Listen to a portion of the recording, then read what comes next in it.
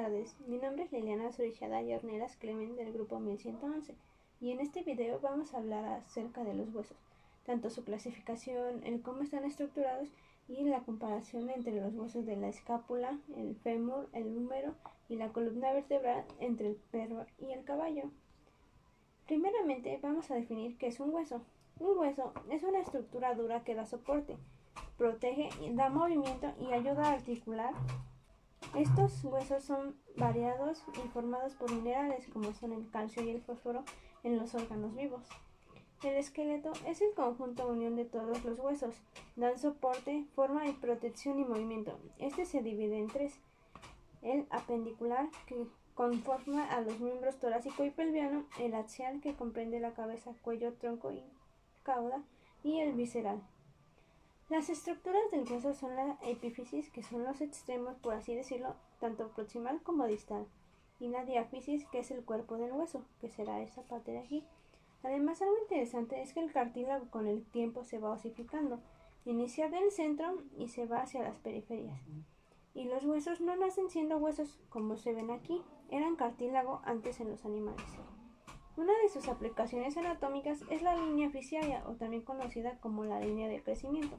Entre los huesos de los jóvenes se va cerrando conforme el animal se vuelve adulto y cambia su nombre a metáfisis. En este caso no se ve porque están pintados. Cuando se cierra completamente esta metáfisis, llega a la meta del crecimiento.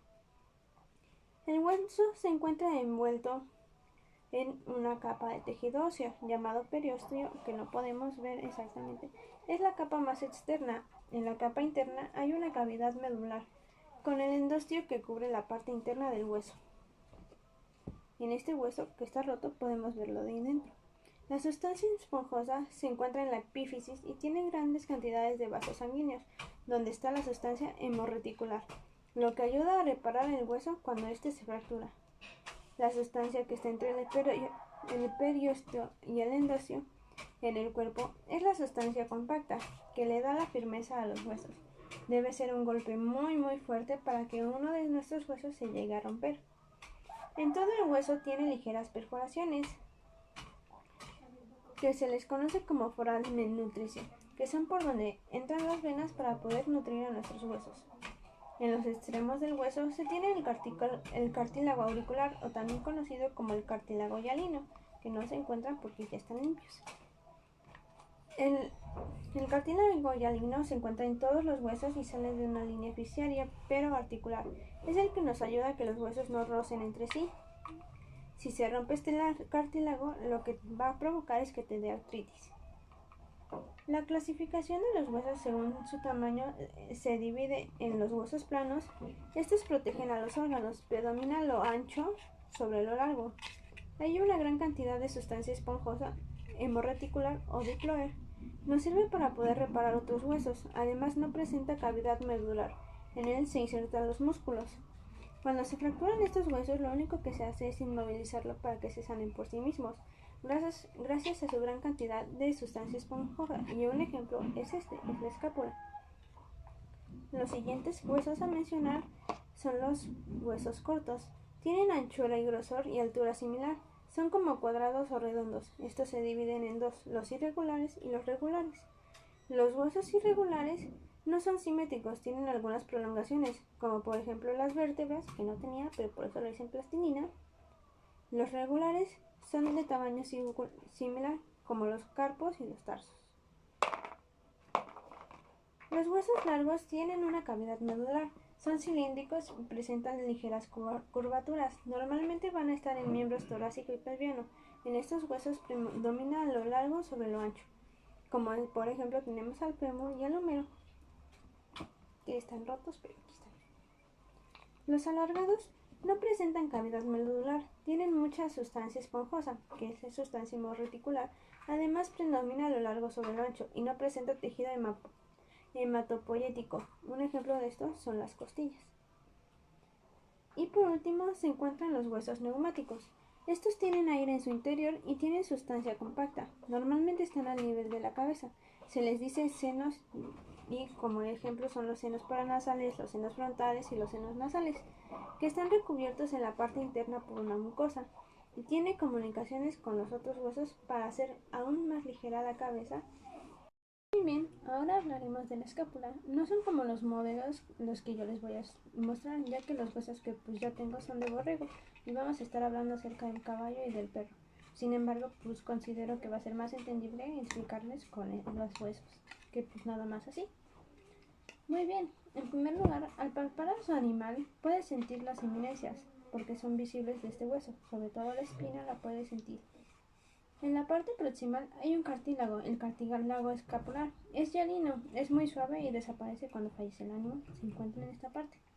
El acromion es un proceso que también está caudalmente, debe de estar por aquí. La fosa supraespinosa es esta. Remarca la diferencia que hay en la parte craneal y la parte caudal, pues en la caudal se encuentra la fosa infraespinosa, que es esta parte.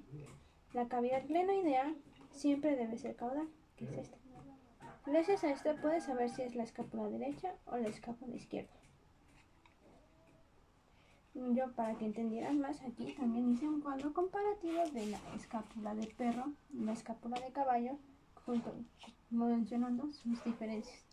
La escápula de los perros tiene los bordes redondos para que puedan ser más aerodinámicos. Además, el acromion se llama amatus y tiene un proceso coronoides muy pequeño. La tuberosidad espinal también es menos pronunciada y la fosa supraespinosa e infraespinosa son más o menos de un tamaño similar, mientras que en el caso de los caballos tienen los bordes rectos en la escápula.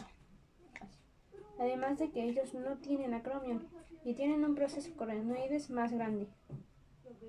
Tienen una tuberosidad de la espina muy grande y la fosa supraespinosa es más pequeña que la fosa infraespinosa, al contrario que en este. En el caso del fémur, la cabeza del fémur siempre va a ser medial. Además, tiene una pequeña depresión que se conoce como fobia. Lateralmente a la cabeza se tiene un trocánter mayor, que en este caso, como es de rumiante, es muy grande. En la parte distal y craneal se tiene una tróquea o corredora troqueal, en donde se inserta el hueso de la pátela o rodilla. Lateralmente, en la parte medial, se obtiene el cóndilo del fémur. En la vista caudal tiene una fosa trocantérica y el trocánter menor, que son estos. Los cóndilos se articulan con la tibia y la tróquea con la rodilla. De la fosa intercondilar están insertados los ligamentos cruzados que se encuentran en los surcos intercondilares.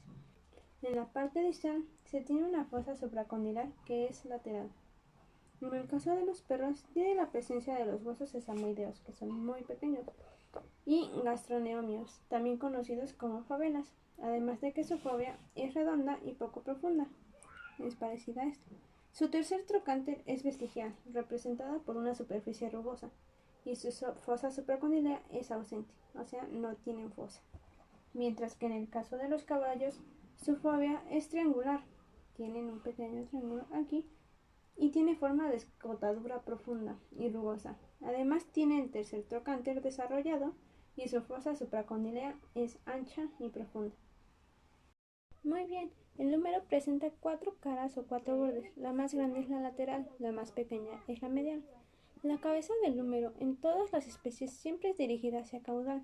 Se articula con la cavidad glenoidea. La cabeza no es totalmente esférica, es aplanada. En la tuberosidad deltoidea se inserta el músculo deltoides, que se divide en dos porciones, que una es la espina de la escápula y la otra que es el acromion. Los epicóndilos son pequeñas estructuras que están en el cóndilo. Son como pequeños chipotitos que están ahí. Se ven más fácil en las vistas craneales. En la fosa del olecranon se articula con la ulna. Se encuentra cerca de la tróclea del húmero. La fosa radial se encuentra en la vista craneal y los cóndilos son craneales y la tróclea es caudal. Ahora bien, el húmero de perro tiene una tuberosidad deltoidea más grande, además que un foramen supratroqueal, que es un orificio que solo está en los carnívoros y específicamente en perros, lobos y otros animales parecidos a estos, además de la tuberosidad deltoidea, con la forma de cresta alargada, mientras que en el caballo tiene una tuberosidad deltoidea muy grande, una fosa del olecranon de mayor profundidad y el tubérculo intermedio del caballo está formada por surcos y no se articula porque tiene una depresión. Por último tenemos a la columna vertebral, que es la parte del esqueleto axial que le da sostén a lo que está en ella. Se divide en vértebras cervicales, en vértebras torácicas, en vértebras lumbares y en sacro y caudales. Esto depende de la fórmula vertebral, que es esta, de cada especie, ya que es específico en cada uno. Sin embargo, algo que tienen en común todas es que todos tienen 7 vértebras cervicales y todos tienen de 15 a 21 vértebras caudales.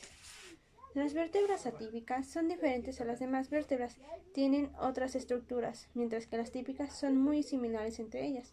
Las vértebras atípicas son el atlas y el axis, que son la cervical 1 y la cervical 2.